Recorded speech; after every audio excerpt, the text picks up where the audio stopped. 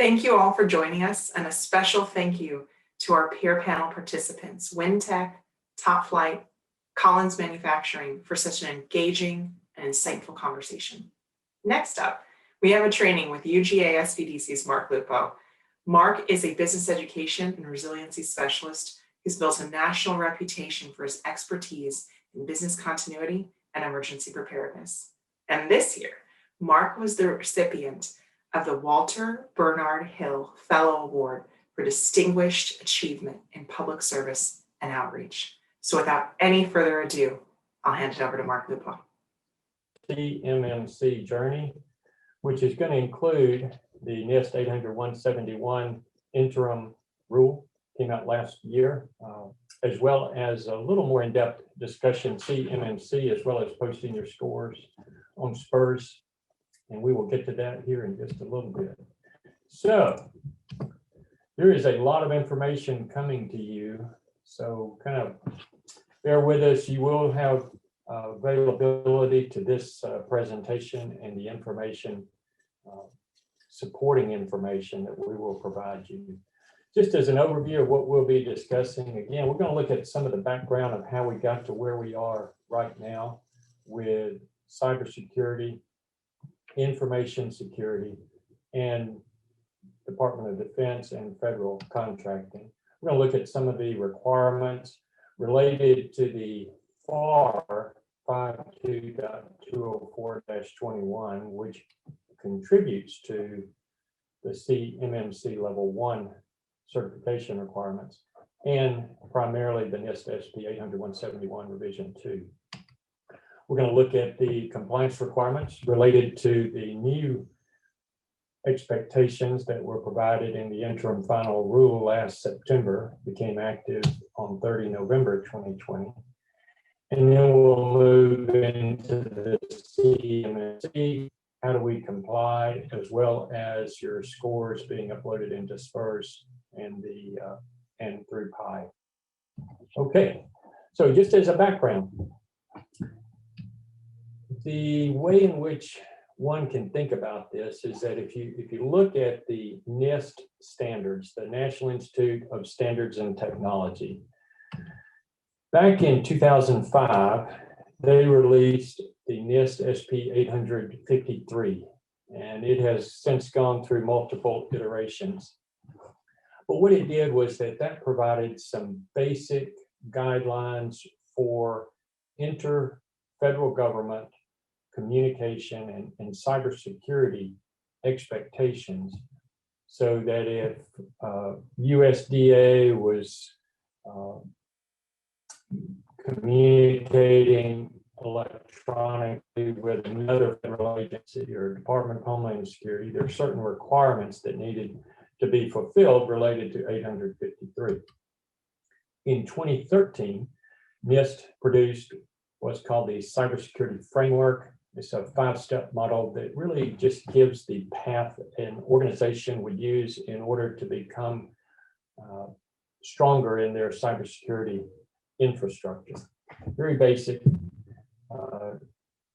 Begins with identifying your assets, protecting those assets, detecting any kind of malware intrusions, and then responding to that event, and then recovering back to normal operations.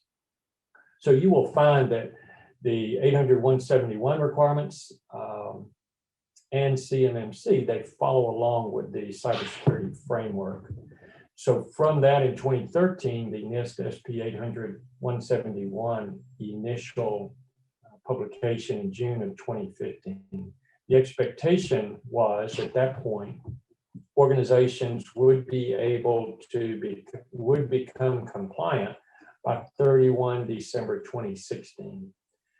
As the year went along, DoD realized that most organizations would not be able to comply by 2016, so they moved that date to 31 December 2017.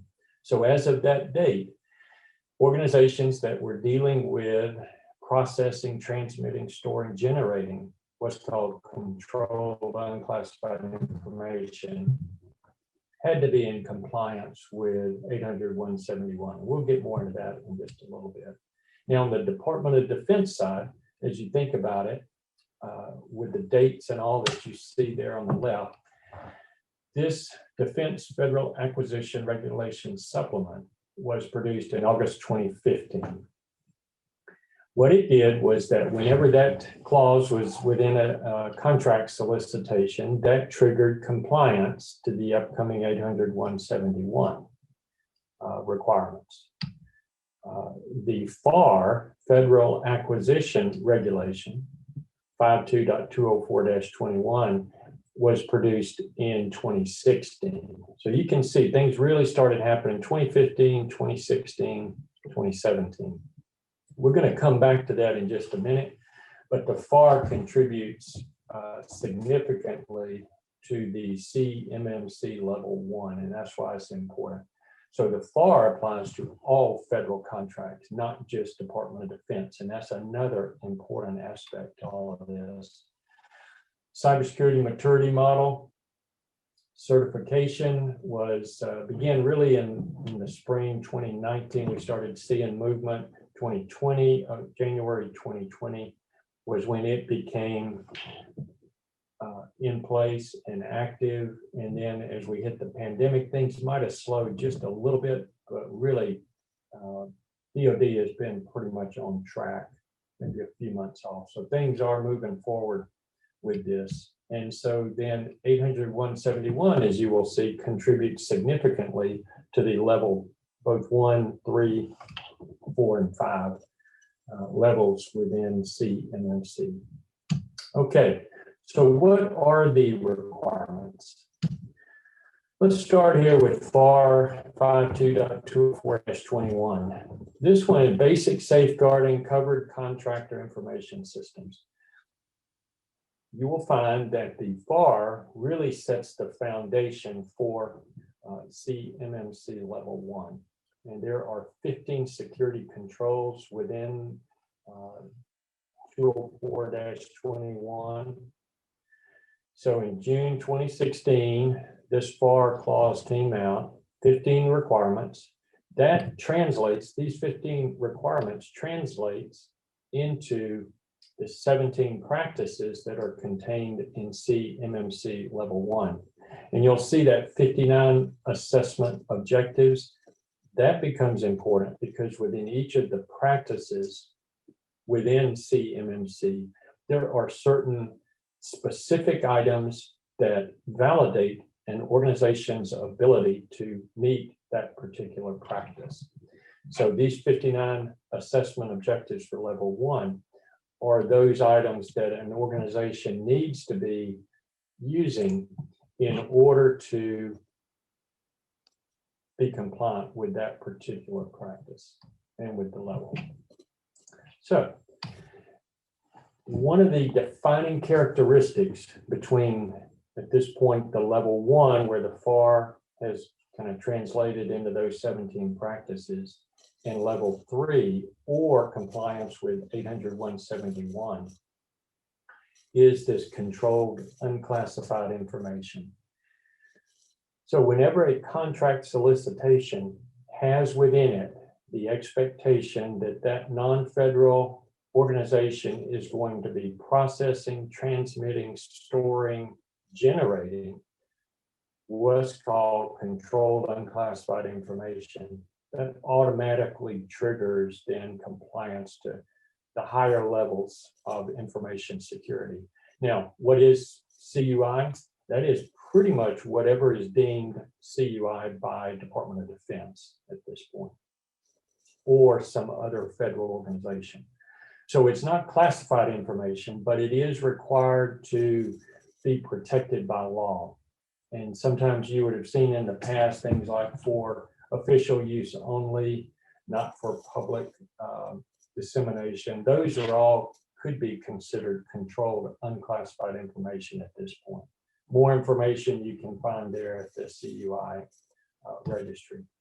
Okay, so again, FAR is over here is federal contracting, all federal contracts. So potentially this 52.204-21 could be embedded within any federal government contract solicitation, and that would require compliance with those 15 requirements. Now, on the Department of Defense side, you've got the DFARS 252.204-7012. Again, safeguarding covered defense information, cyber incident reporting. That right there, whenever that clause is embedded in a contract solicitation, that triggers the potential for the 800-171, and that's revision 2 or 2, those 110 control points and or requirements. And there are 320 assessment objectives within the 800-171. Fairly daunting undertaking to become compliant, but it is becoming a price of doing business with Department of Defense, especially along certain contracts. Now, 800-171 then kind of morphed into the cybersecurity maturity model certification framework. What you found was that in 800-171, that was initially was a self-attestation that an organization would do an internal assessment. They would determine whether they were compliant or not. What you find now with CMMC is that will be a third-party certification. So within level 3, there are 130 practices. So without getting too confusing here, the NIST SP 800-171 does contribute now to these 17 practices. So you use the FAR. The 800-171 provides really the guiding documentation for those 17 practices for level 1. And level 1 then contributes to achieving level 3. And we'll discuss all of this here in just a minute in more detail.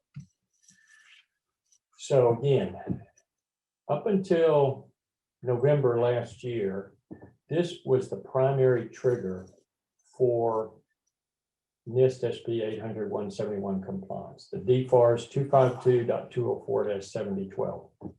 Whenever that was embedded within a contract, and pretty much it is in every contract now, other than just some commercial off-the-shelf, smaller contracts, or some micro purchases.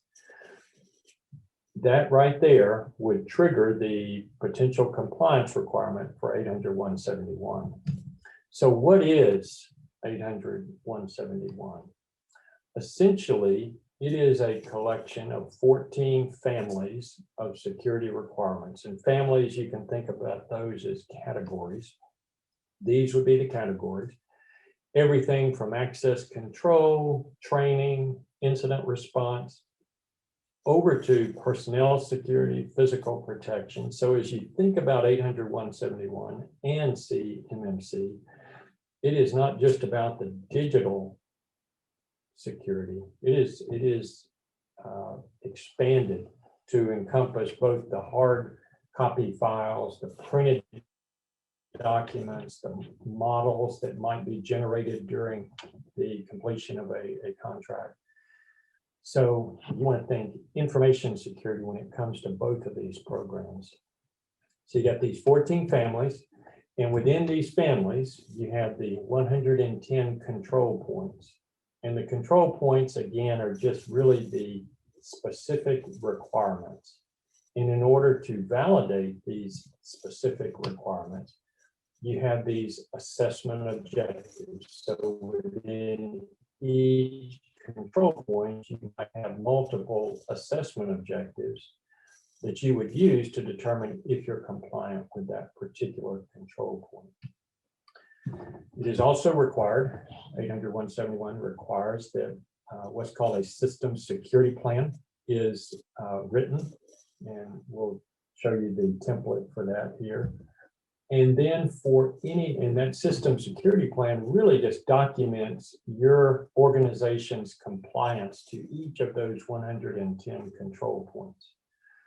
The plan of action and milestones, or POAM, as you will hear it referred to, details for those control points that maybe your organization is not compliant with at this point, but will be at a future date. The plan of action and milestones just lays out what your plan is in order to become compliant. And then you would need a breach response plan. How would your organization, how will it respond when it is breached? All right, so this document, this NIST SP 800-171A, this is the template that NIST has produced for your system security plan. And so it is a Word document. It is downloadable. You can bring it in, and then all you will do is go through this document and start inputting information where you see the red text. Right? It's about 18, 19 pages, not filled in. So as you go through and populate that with information about your company's compliance to each of those 110 control points, it will expand. And then for those control points that you're not compliant with, then you have this additional Word document, the POAM, that essentially will just lay out your plan for getting compliant with each of the specific control points that you are not compliant with at the time you write your system security plan. So if you think about it, your system security plan and the POAM are living documents. They will be updated as you begin to progressively become compliant, adding that information into your system security plan, and then documenting that you have met the goal within the POAM. Both of these documents become extremely important as we look at the new requirements under the interim final rule that DoD released at the end of September last year, related to uploading your scores into what's called SPRS, Supplier Performance Risk System. We'll get into that here in a little bit. Okay, so how do we become compliant then? We got the background of what this the FAR in the 800-171 compliance are. Okay, so the updated and interim final rule was released on 30 September of last year. It stated that entities that were awarded contracts and that will be awarded contracts at this point that include CUI must conduct what's called a basic self-assessment of their compliance with NIST SP 800-171 requirements. So when you think about it, there's been a lot of talk about CMMC right now, but at this point, most contracts, pretty much all contracts, do not have CMMC requirements embedded just yet. What the requirement is now is compliance with 800-171, and it is with this basic self-assessment for most organizations. Others might have to have what's called a medium or a high assessment. The max score on this basic self-assessment is 110. So therefore you get 1 point for every control point that you're compliant with. That would seem simple enough, but there are some variations that you need to be aware of. We'll see here in just a minute on that scoring matrix. You must submit, once you've done this basic assessment and you have scored your company, then those results of that score have to be uploaded through this supplier performance risk system, so that when a contract solicitation is out there, you're bidding on the solicitation. At this point now, Department of Defense contracting officers will go to SPRS and they will determine whether you have an assessment in the system or not, a score from your basic assessment in the SPRS system. If you do not, then potentially you're not going to be eligible to receive that contract. So that is a major difference that happened just this past fall. You also, as part of that score, if you are not at the 110 where you're fully compliant with 800-171, then you must submit also a written plan of action and milestones, the POAM, which will determine and you will set the dates of when you expect each of those control points that your company will be compliant, as well as the date at which you anticipate becoming fully compliant with 800-171. You definitely want to be thoughtful about what that date is, because you will be expected to meet that date by Department of Defense.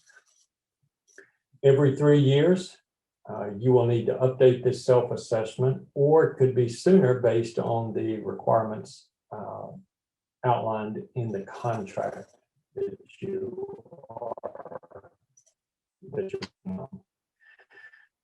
So we're thinking about this interim final rule released last September. In addition to these changes, there were 3 new DFARS clauses. Again, that's Defense Federal Acquisition Regulations Supplement.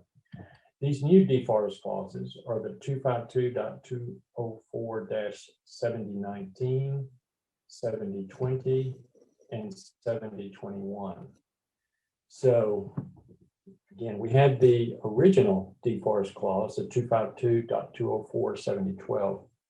These additional documents just outline and produce requirement expectations for some of the interim final rule regulations that were put out last year.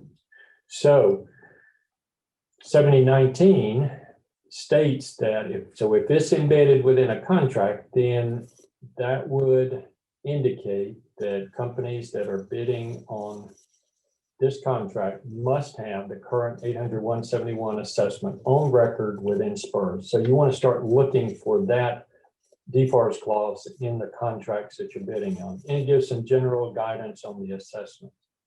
7020 states that in addition to that basic self-assessment, there are also some medium and high assessments. So this provides, if 7020 clause is in that contract, it provides DoD access to systems for the advanced assessments, as well as some of the subcontractor assessment requirements that are out there. 7021 is going to be the CMMC requirement DFARS clause. So whenever you have 7021 in there, it's going to state the CMMC level expectation for that contract, and that companies bidding on this would have to be compliant with whatever level CMMC is specified within the contract. So these are 3 new DFARS clauses you want to be aware of and to be watching for. Okay, if you remember, I was talking about the scoring methodology for the 800-171 basic assessment. If you look at this chart, up at the top row, you will see these 2-letter designators. These are the 14 security families under 800-171, and the 3.1.1 all the way over to 3.14.7. These are the 110 control points. So each one of these numbers represents a control that you would need to be compliant with in order to become compliant with 800-171. This is where the scoring is a little bit challenging to understand, in that, again, you get 1 point for every control point that you're compliant with.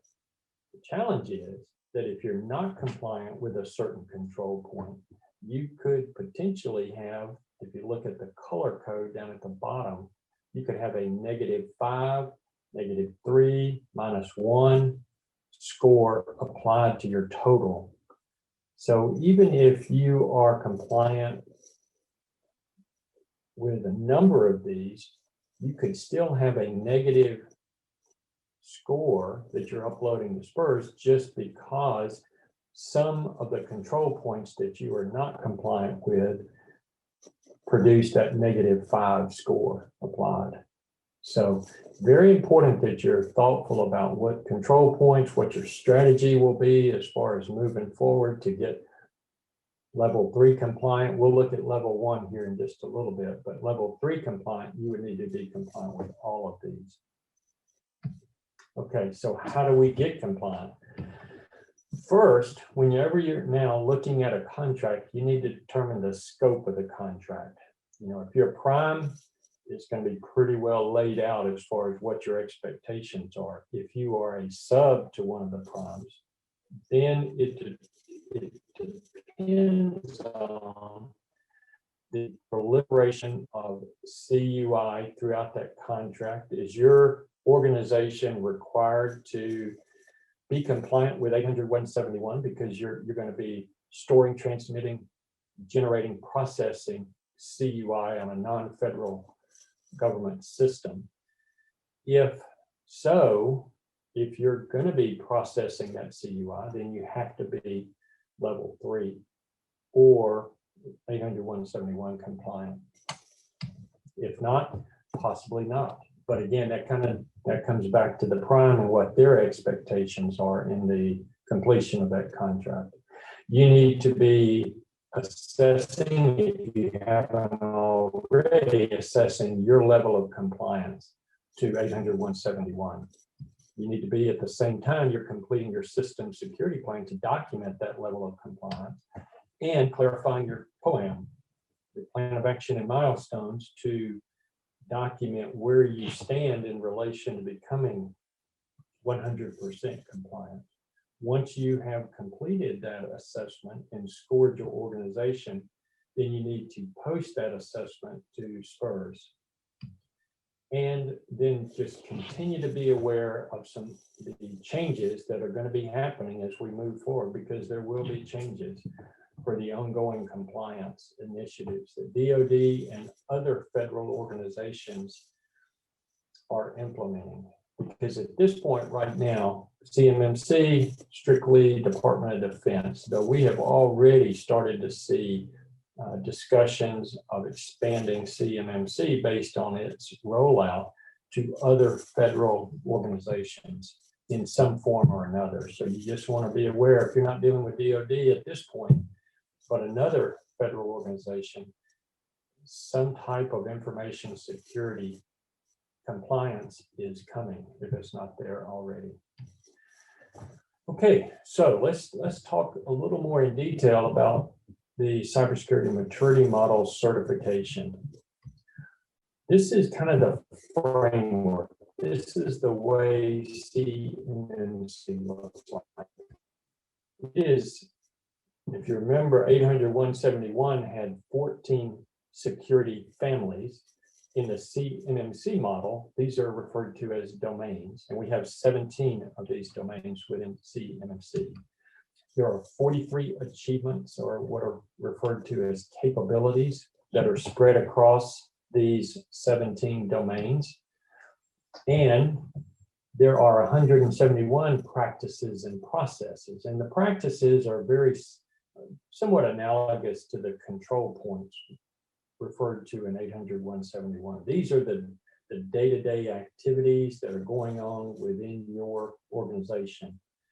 The processes are more written documentation of what that process looks like to fulfill those practices.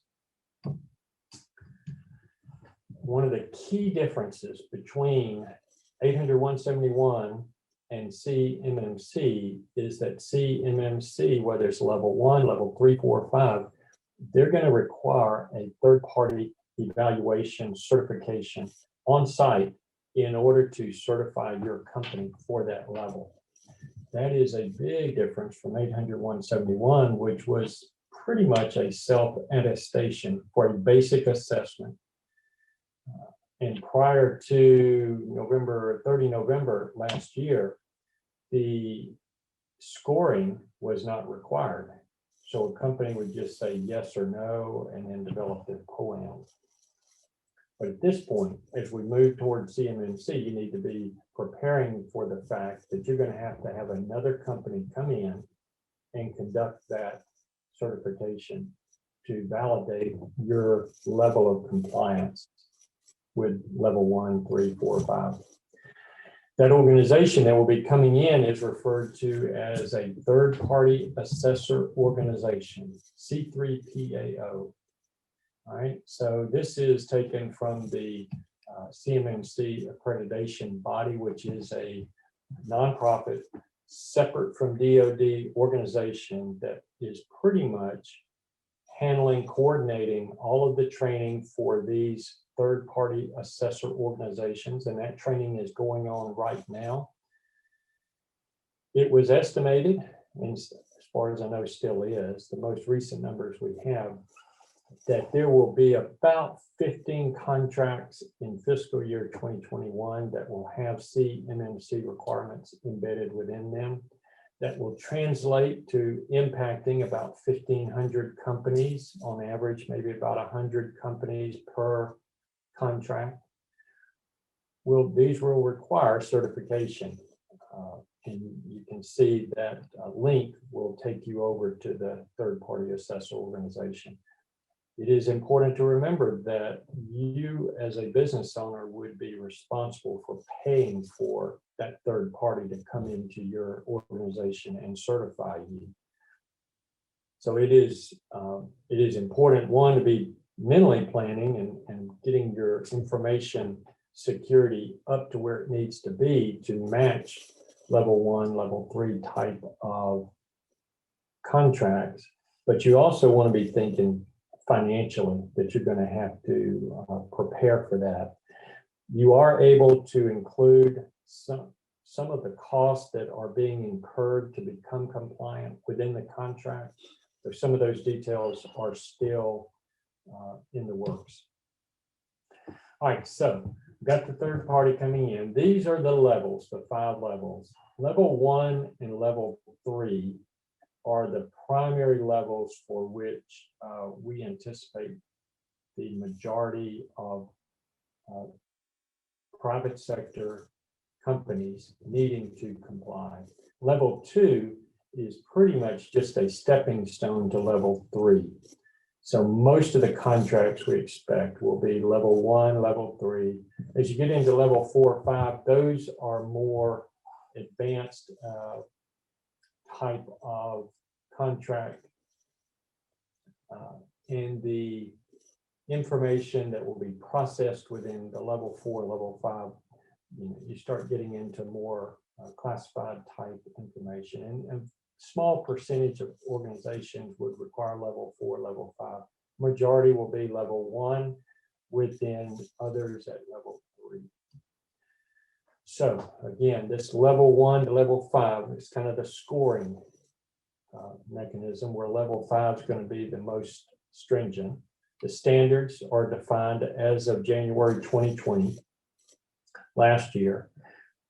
And then certifying companies, C3PAO, started training, certification process in the fall of last year. But think about this, in the next, say, 5 years, between now, fiscal year 2026, somewhere it's estimated around 300,000 Department of Defense contractors will need to be certified. 300,000. It's a daunting framework to have to go through, and there are still questions as to how this will roll out. But it is expected. We're only saying 15 contracts for this year. Next year, they're going to be more, and it will progressively increase.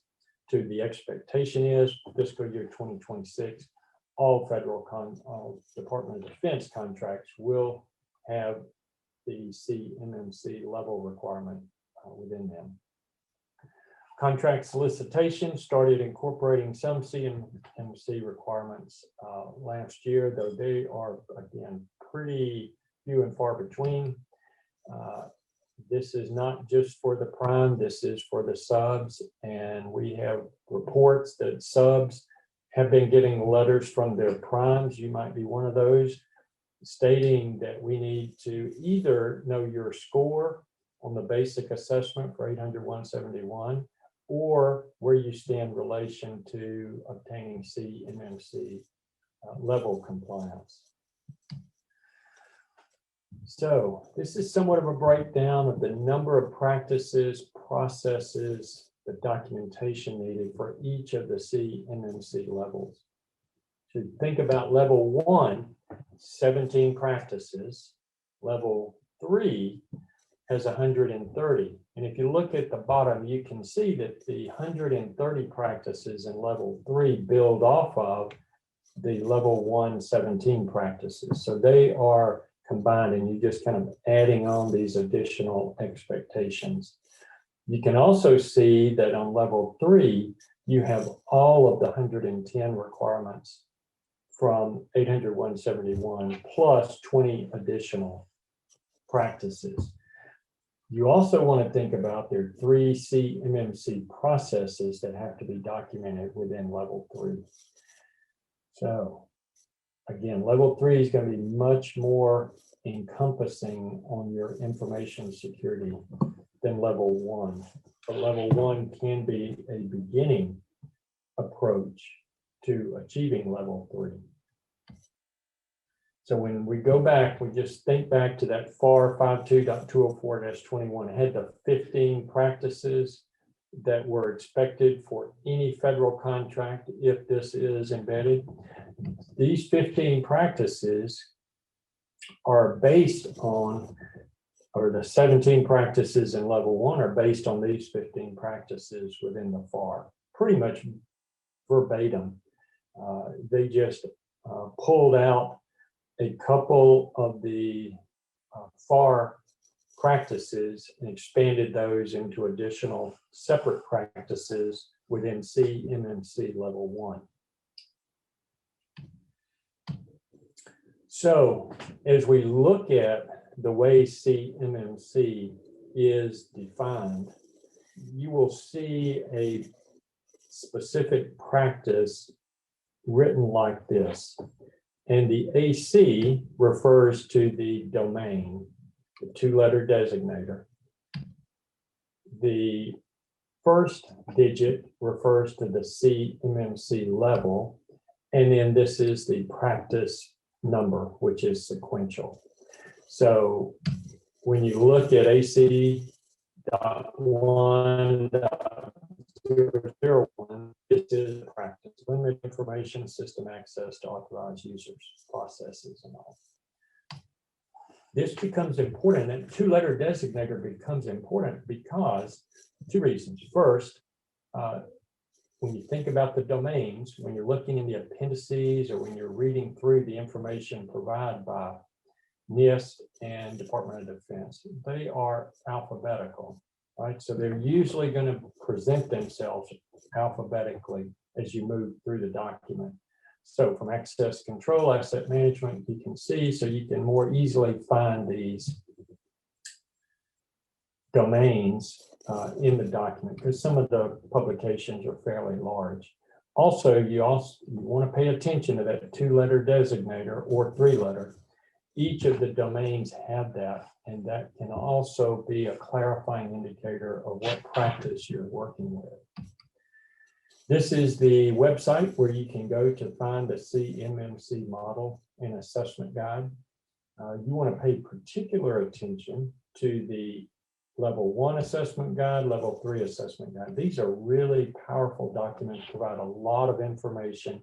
I'll show you an example here in just a second. You can also pull all of the model appendices, that second blue down, the model itself, PDF. It's a helpful document just to give you some background on it. As an organization, say a C3PAO comes into your business and they need to do an assessment and they're ready to do that, they're going to use several different assessment methods.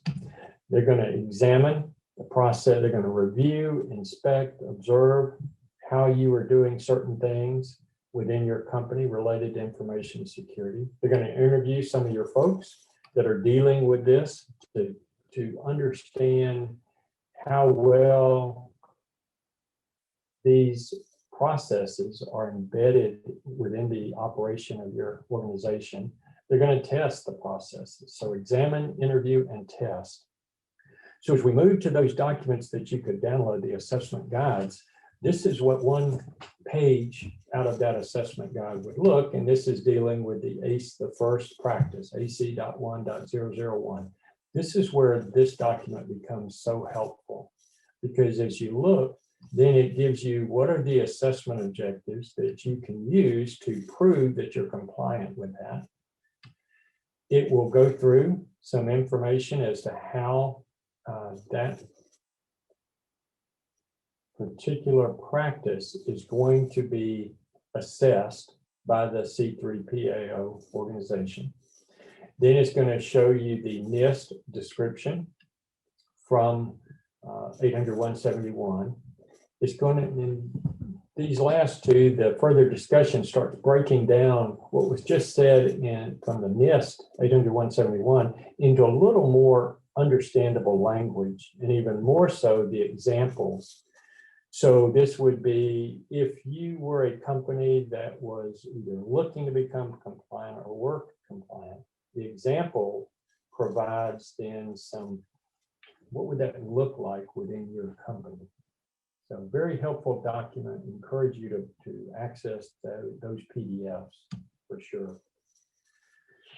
As a strategy moving forward, you can try several different ways. We're thinking about from a level 1. These are the, you can see the CMMC level 1 practice.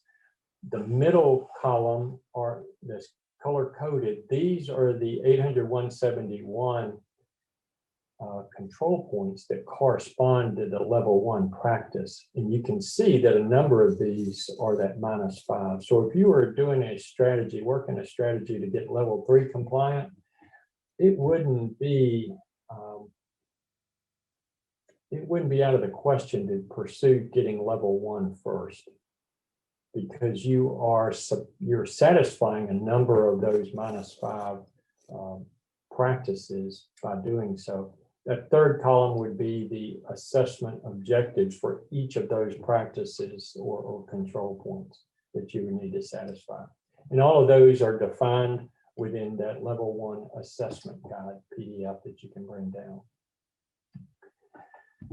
Okay, and just an example, these are some companies that have started including in their capability statements that they are already in progress. This would be an IT company, which one would expect, but look at this. This is a plastics company. They have down here at the bottom that they are already NIST 800-171 compliant. Companies are already starting to use this to pre-position themselves as competitors in this new environment. This again was a rubber products primary NAICS code. Their primary differentiator was that they're 800-171 compliant. So well worth the investment of time and resources to become compliant so that you can better market your company to grow. All right, and we'll finish up with this. This is the SPRS Supplier Performance Risk System, how to load a basic assessment. This is going to take a little research on your part. This next few slides will give you an overview of how you would want to proceed. The steps to register within SPRS. When you think about SPRS, it is really for just the storage and retrieval of the 800-171 assessment score. So contracting officers will go in there. You will be accessing that information, but it is not a place where you actually directly enter the information in SPRS. It can be kind of confusing. Before you do that, though, you have to create this profile in what's called the Procurement Integrated Enterprise Environment, or PI. And I'm going to walk through each of these steps. But access to PI will be granted once you have completed a registration process. It's going to be reviewed, which will then authorize you to access SPRS. And so SPRS, that access requires the review from DoD. So this is the SPRS site, and you can see there's no place to log in. If you're going to log in, you need to go to PI. So that link will take you over to this Performance Integrated Enterprise Environment. And what you're going to do if you don't have a PI registration is that you need to register. This is what it looks like when you start walking through the registration. First, you need to register as a vendor. Then set up your basic profile information. This is how you would prefer to be logged in. You would then complete your profile, supervisor, company, basic information on the company, and then roles. The roles is an important part of this registration process, because as you look at, there's a particular role that you have to have set up within Pi in order to upload a score into SPRS. And that particular role, and this is someone in the organization, is deemed a cyber vendor user. That particular role, when it is set up and assigned to someone, then that allows that individual to enter and edit their company's 800-171 assessment records.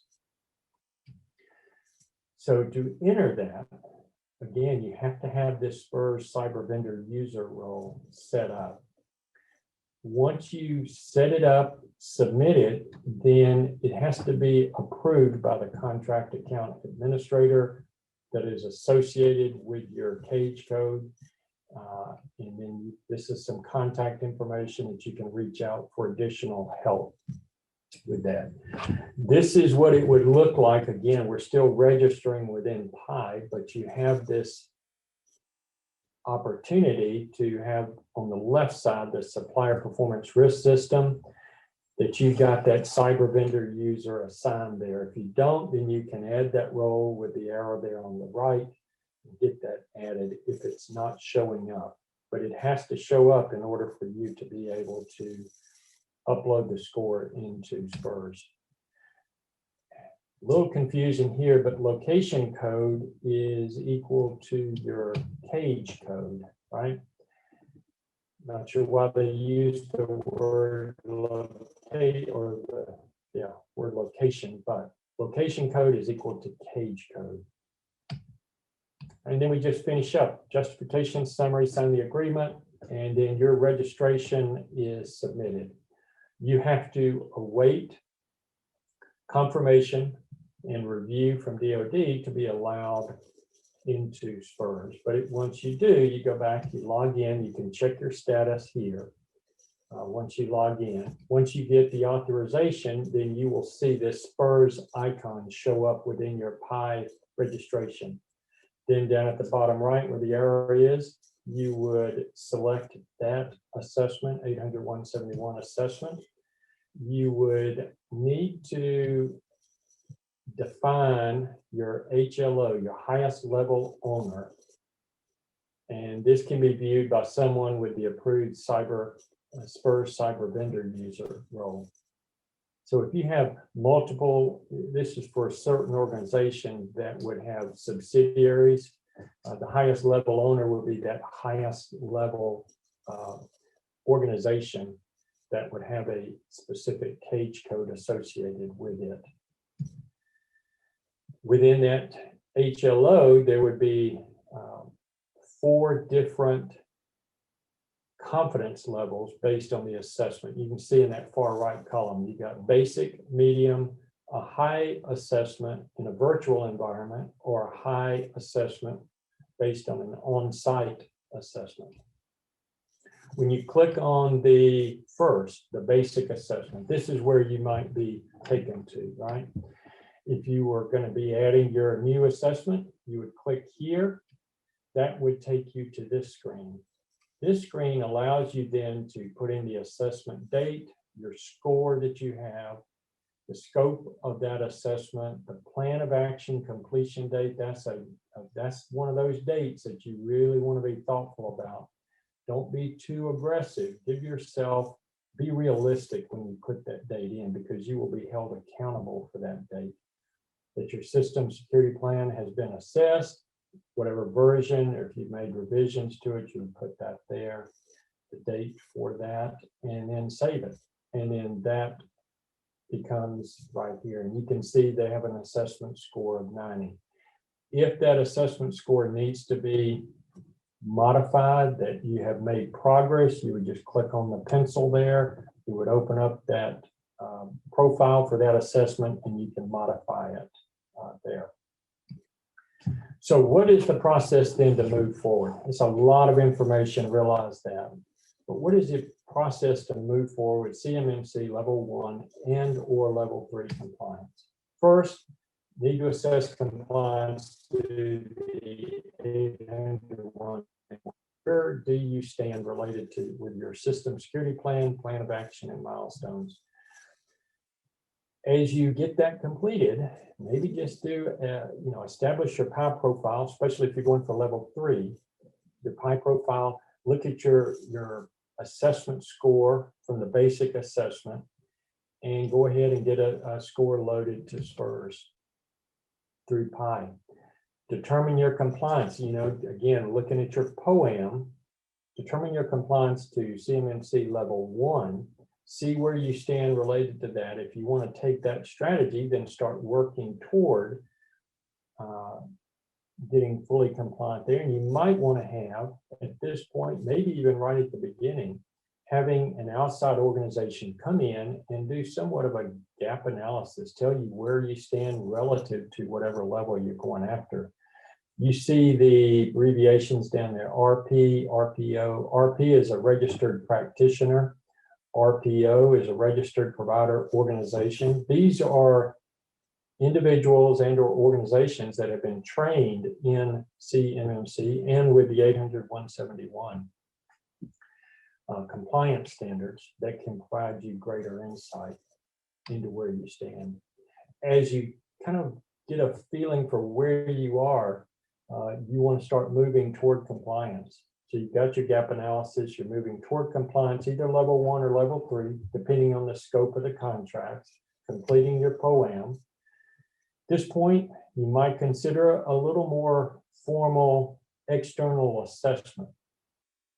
When you feel like you've reached a point where you are compliant, before you bring in your C3PAO, because that's going to cost probably a little more on the investment side, and you want to be sure that you are as close as possible to compliance based on the RPO's assessment. So, additional resources that you can go to. One, the accreditation body, CMMC accreditation body, wealth of information on that site. You can sign up by email for updates as they are released by the accreditation body. You have the Georgia Defense Industrial Base Task Force, a great resource providing this training today as well as additional training, and you can find that through Cybersecurity Edge, the Georgia Department of Economic Development site related to this, who are the lead on the task force, as well as Tag Online. Solarium provides some great information. Also, it is a nonprofit, so there's no fee there that you can go in, access documentation updates for defense suppliers. There's the URL for the PI and for the SPRS platforms that you can access. There's two. One is the North Star CMM. This is from the America's Small Business Development Center. The CMM is for really general type of businesses, maybe not going for DoD contracting, but it provides that cybersecurity maturity model framework for non-DoD, and it focuses on level 1 compliance. And then there's some information on the University of Georgia SBDC blog that provides for the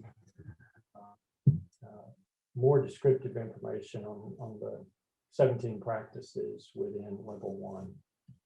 It has been a pleasure being with you today. I thank you. Thanks to the work that is being done through the Georgia Defense Industrial Base Task Force, a great organization. If you're not affiliated or haven't made contact with this task force, please do so. A lot of training that will be coming with thanks to state of Georgia, the Georgia Department of Economic Development, through the Technology Association of Georgia, and through the Georgia Cyber Center, all contributing their resources, information to help businesses like yourself move forward with certification compliance. On behalf of the University of Georgia Small Business Development Center, it's been a pleasure, and thank you for joining us for this past session.